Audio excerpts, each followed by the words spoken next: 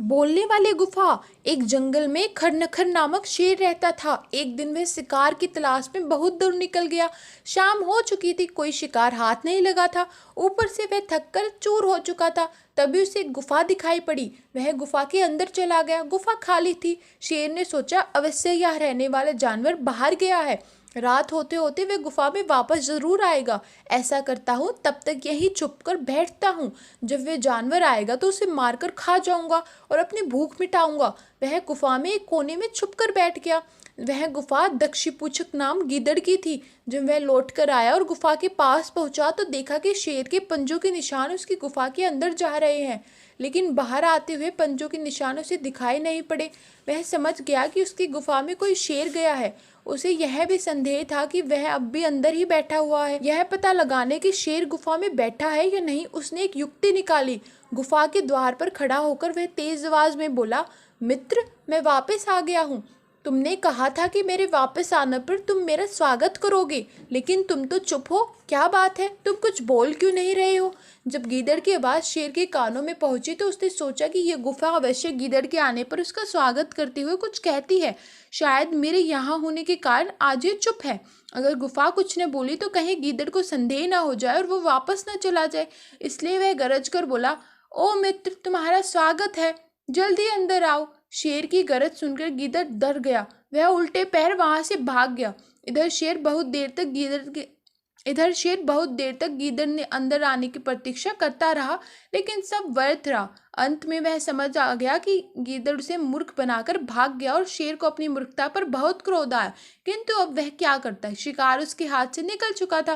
तो इस कहानी से हमें बच्चों क्या सीख मिलती है कि भविष्य के संकट को भांपकर जो बचने की युक्ति निकाल ले वह बुद्धिमान होता है। तो ऐसी प्यारी प्यारी कहानियां सुनने के लिए चैनल को सब्सक्राइब कर दीजिएगा। कमेंट में बताइएगा आपको कहानी कैसी लगी। एक वन में बारन नामक पक्षी रहता था। उसकी आकृति विचित्र थी। उसके शरीर तो एक था, किंतु सिर दो थे। उन दोनों सिरों की आपस में नहीं बनती थी। समय समय पर उनमें टकराव होता रहता था। एक दिन वन में भटकते हुए पक्षी के दाएं मुख को एक रसीला फल प्राप्त हुआ। उसने लपक कर फल को पकड़ लिया और बड़े ही चाव से खाने लगा। यह देख बाएं मुख की भी लार टपकने लगी। उसने दाएं मुख से कहा, तनिक मैं भी तो यह फल चखकर देखूं, किंतु दाएं मुख ने उसे झिड़क दिया। इसकी क्या आवश्यकता है, मैं खाऊं या तुम? जाएगा तो हमारे ही पेट में, और पेट तो तुम्हारा एक ही है, वह तो भर ही जाएगा। यह उत्तर सुन बाएं मुख को क्रोध आ गया। वह दाएं मुख से अपने अपमान और तिरस्कार का बदला लेने का अवसर खोजने लगा। यह अवसर उसे प्राप्त हो गया जब नदी किनारे पड़ा हुआ एक सुनहरा फल उसे प्राप्त हुआ। वह यह फल दाएं मुख को जलाते हुए अकेले ही खाना चाहता था, किंतु जैसे ही वह उसे खाने को हुआ, पास ही एक वृक्ष पर बैठा कौवा बोल पड़ा, बंधु, उस फल को मत खाना, यह विषाक्त है, उसे खाते ही तुम मर जाओगे। यह बात सुन दाएं मुख ने बाएं मुख को चिताया और रोकने का प्रयास किया, किंतु बायां मुख प्रतिशोध की ज्वाला में जल रहा था। उसने दाएं मुख की एक न सुनी और वह फल खा लिया। फल खाते ही पक्षी के प्राण वहीं पर खत्म हो गए। तो इस कहानी से बच्चे हमें क्या सीख मिलती है कि जो आपस में मिलजुल कर काम नहीं करते वे नष्ट हो जाते हैं। तो ऐसी ही प्यारी प्यारी कहानियां सुनने के लिए चैनल को सब्सक्राइब कर देना और कमेंट में बताना आपको कहानी कैसी लगी। Bye bye. बहुत समय पहले की बात है, एक राज्य में एक राजा का राज था। एक दिन उसके दरबार में एक मदारी एक बंदर लेकर आया। उसने राजा और सभी दरबारियों को बंदर का करतब दिखाकर प्रसन्न कर दिया। बंदर मदारी का हर हुक्म मानता था। जैसे मदारी बोलता, बंदर वैसे ही करता था। वह आज्ञाकारी बंदर राजा को भी भा गया। उसने अच्छी कीमत देकर मदारी से वह बंदर खरीद लिया। कुछ दिन राजा के साथ रहने के बाद बंदर उससे अच्छी तरह हिल मिल गया। वह राजा की हर बात मानता। वह राजा के कक्ष में ही रहता और उसकी सेवा करता था। राजा भी बंदर की स्वामी भक्ति देख बड़ा खुश था।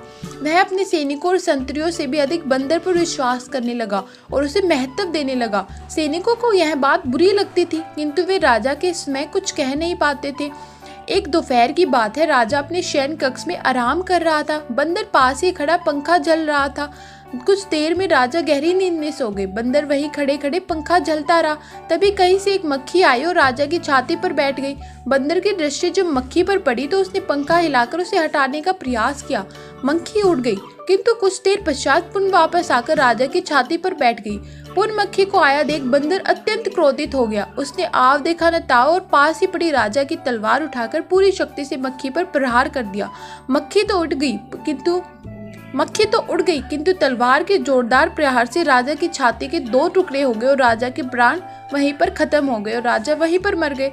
तो इस कहानी से हमें बच्चों क्या सीख मिलती है कि एक मूर्ख मित्र से अधिक बुद्धिमान शत्रु को अपने पास रखना ज़्यादा अच्छा है, क्योंकि अगर वहाँ पर अपनी मूर्खता ना दिखाता और मक्खी को ना उड़ाता तो राजा जो है उनकी जान बच जाती। इसलिए राजा को अच्छे मित्रों पर ध्यान देना था, ना कि एक बुरे मित्र को, मूर्ख मित्र को अपना दोस्त बनाना था। तो ऐसी ही प्यारी सी कहानियाँ सुनने के लिए चैनल को सब्सक्राइब कर लीजिए। कमेंट में बताइए कहानी आपको कैसी लगी। Bye bye.